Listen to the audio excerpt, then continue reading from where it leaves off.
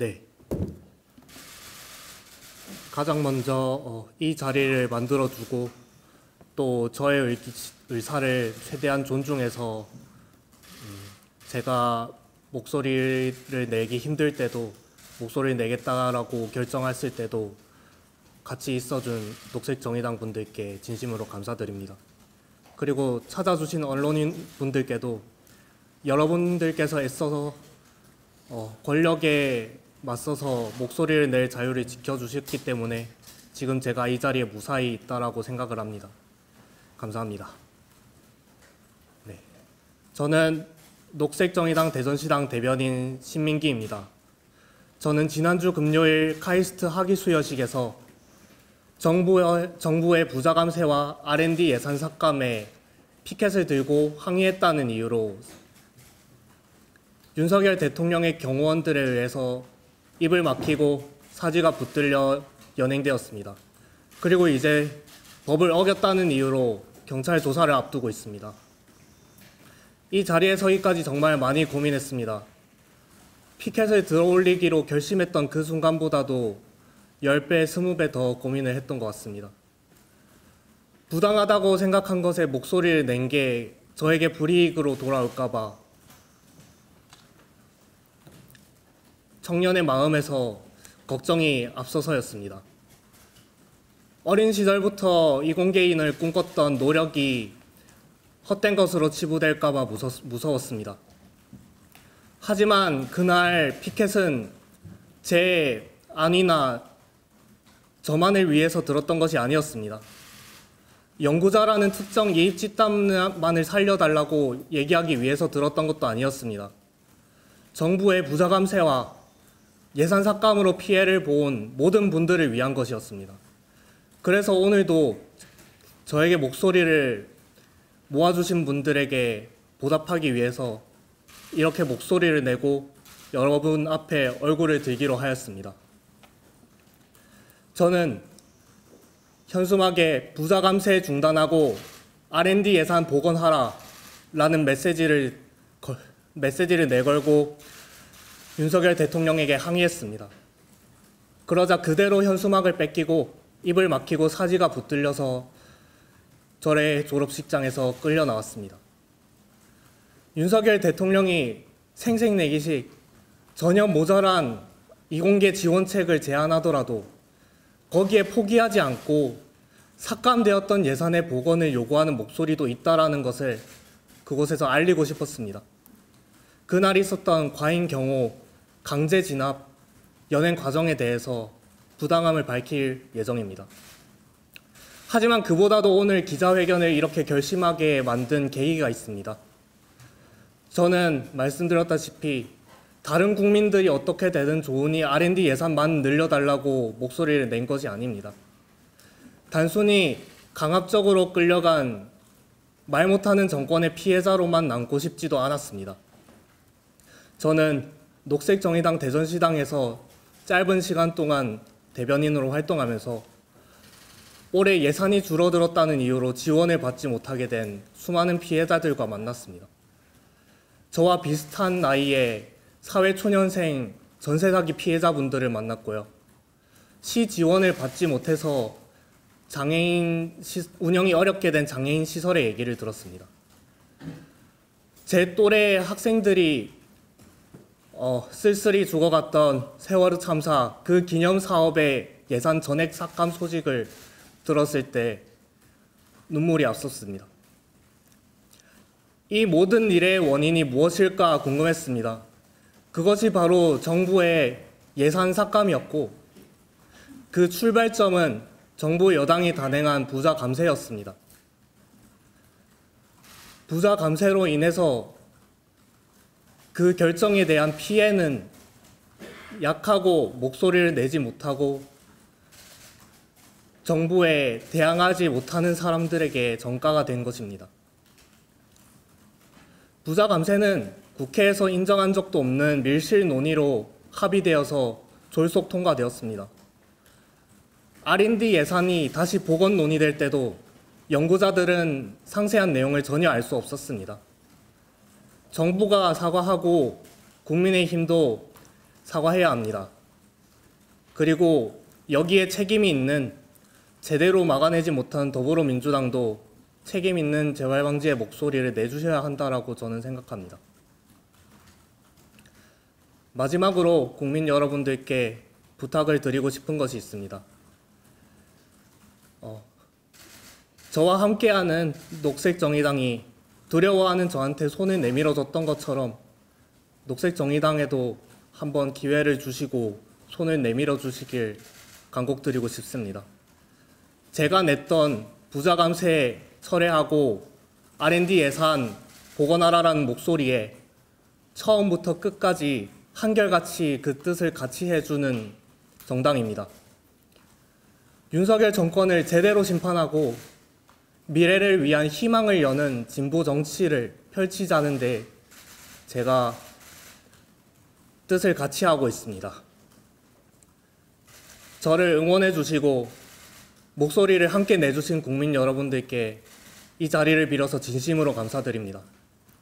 여러분들의 응원의 목소리가, 그리고 윤석열 정부에 대한 분노의 목소리, R&D 예산 삭감에 대한 분노의 목소리가 정권의 행태를 심판하고 부자 감세 정책 기조를 전환하고 문제를 정말로 해결할 수 있는 정치로 이어질 수 있도록 저도 계속해서 목소리를 내겠습니다. 감사합니다. 여당에서는 문정을 들어서 정치적 행위가 시민의 정당한 인사투기 방식이 아니라고 말을 했는데요. 거기에 대한 입장이 궁금합니다.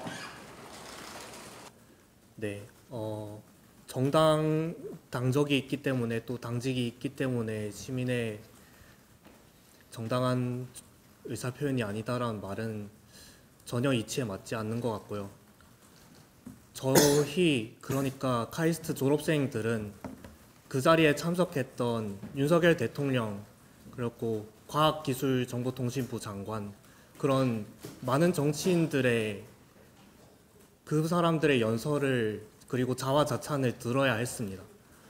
그런 사람들이 정치적 목소리를 내는 건 그 자리에서 용인이 되고, 그 사람들의 정말 민주적 나라의 정권의 근원이 되는 시민이 목소리를 내지 못한다는 건 말이 안 되는 것 같습니다.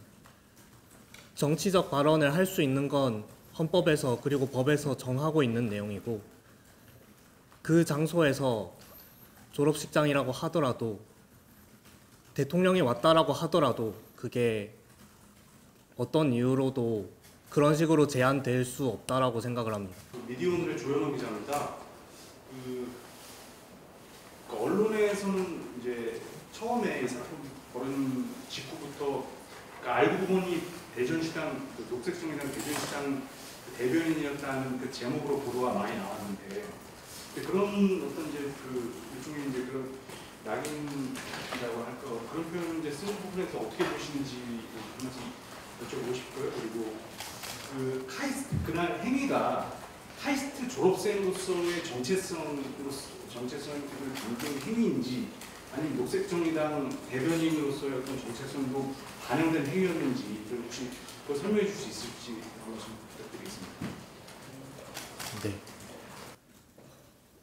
우선 한 가지를 확실하게 짚고 넘어갈 것은, 제가 피켓팅을 한 것은 저의 개인적인 의사로, 정말 졸업생으로서의 의지로 한 것이고, 어떤 다른 단체랑 녹색정의당을 포함해서 전혀 어떤 다른 단체와도 사전에 계획한 적이 없다라는 것을 미리 밝히고 싶고요.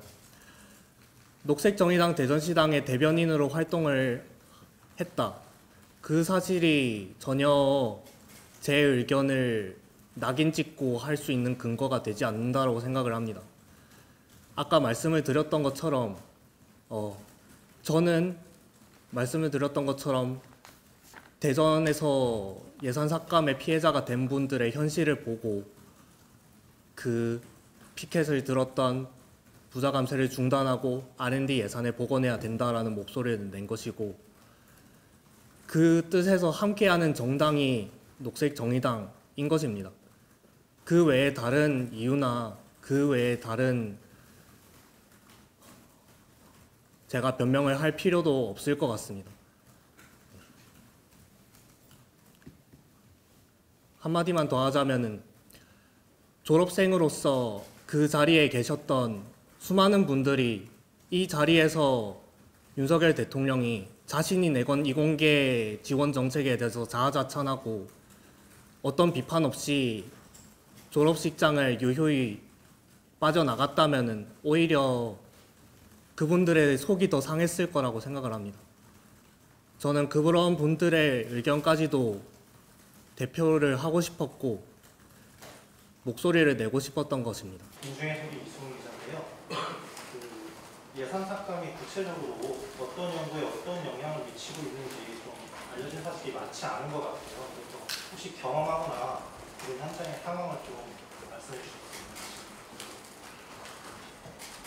사실 R&D 예산 삭감이 발표가 된 순간부터 많은 분들이 사실은 경고의 목소리를 내주셨습니다. 올해 예산안이 시행이 되면서 연구 과제의 예산이 적게는 20, 30%에서 많게는 전액 삭감으로 중단되는 과제들이 생겼는데 카이스트 동문회 입장에서 얘기를 드려보자면은 대학원생의 경우에 대부분의 월급은 그런 과제들에서 인건비를 받게 됩니다. 과제 예산이 삭감이 되면은 과제 예산이 삭감이 되면은 과제를 수행할 운영비, 재료비를 줄이든지 아니면은 대학원생들의 인건비를 줄이든지 그 양자택일에 놓이게 되는 것인데 많은 수의 연구실들이 울며 겨자 먹기식으로 인건비를 줄여가면서 커리어를 포기할 수 없기 때문에 연구를 포기할 수 없기 때문에 인건비라도 줄여서 연구를 지속하겠다라는 연구실들도 있는 실정입니다. 그렇기 때문에 직접적인 타격을 받고 있다라고 할 수 있을 것 같고요. 그리고 제 모교인 카이스트의 경우에도 카이스트는 대부분 예산을 R&D 예산에서 받고 있기 때문에 학생들의 생활 같은 기본적인 면에서도 예산 삭감의 타격으로 제대로 된 지원을 앞으로 받지 못하게 될 수도 있다. 그런 목소리들을 듣고 전하고 있습니다. 실제 이걸 맡기고 퇴장당할 때 어떤 느낌이 드셨는지, 그리고 대통령실은 호남행위자 분리기 적극적으로 문제가 없다는 입장인데 이에 대한 입장과 좀 부탁드립니다.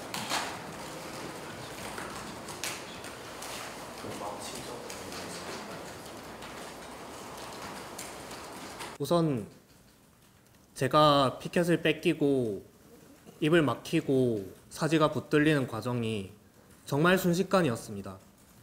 그 순식간 동안에 어떤 제지의 목소리도 들은 적이 없고요. 그냥 피켓을 들고 목소리를 냈다는 이유로 거의 끌려가는 것이 확정이 된 것처럼 그렇게 끌려가게 되었습니다.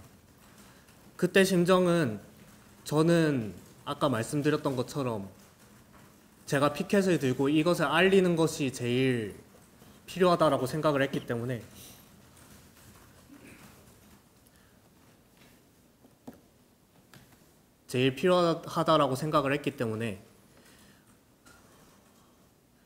피켓을 뺏겼더라도 입을 막혔더라도 그 자리에서 할 수 있는 말들을 최대한 하자라는 그 생각이 머릿속에 가장 크게 떠오르